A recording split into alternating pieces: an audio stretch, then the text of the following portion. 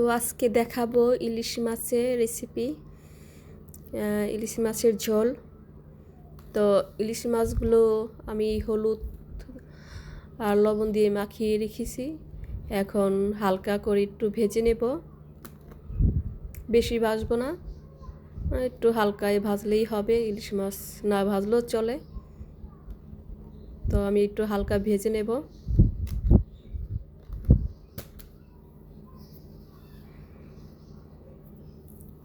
তো সাথে থাকো, দেখতে থাকো কিভাবে রান্না করি।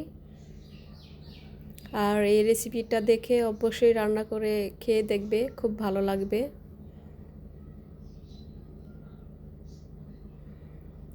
তো মাছগুলো ভাজা শেষ, উঠিয়ে নিই। আর যখন কড়াইতে তেল দিব মাছ ভাজার জন্য, তখন ভালো করে তেলটা গরম হতে হবে। আর হালকা একটু লবণ ছিটিয়ে দিলে তাহলে মাছটা কড়াইয়ের সাথে লেগে যায় না।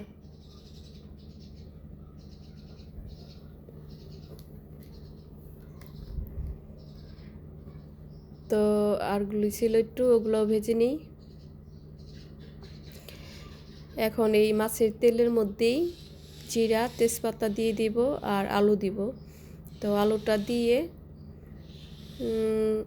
একটু লবণ দিয়ে একটু ভালোভাবে একটু তেলে ভেজে নেব আর কি। হালকা একটু ভেজে ভালো করে নিব।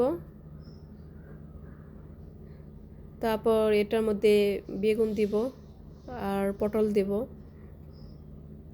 তো এখানে আমি ধনের গুঁড়ো আর হলুদের গুঁড়ো দিব,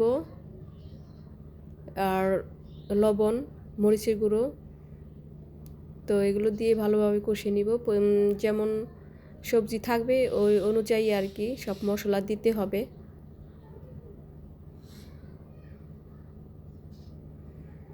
তো আমি এখন মশলাগুলো একটু ভালোভাবে কষিয়ে নিই।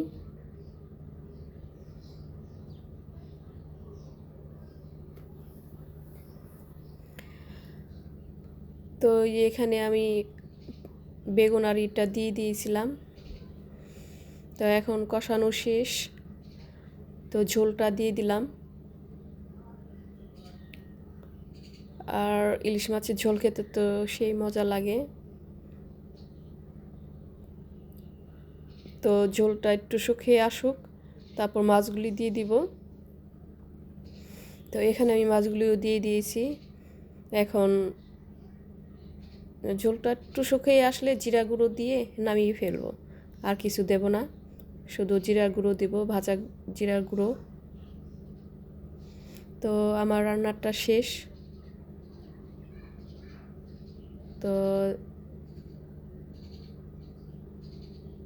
দেখো সুন্দর হয়েছে কালারটা। এখানে শুকনো মরিচেরও দিয়েছি, আর আমি কাঁচা মরিচও দিয়েছিলাম, তো সেটা দেখাইনি অবশ্য। তো ভালো থেকো তোমরা।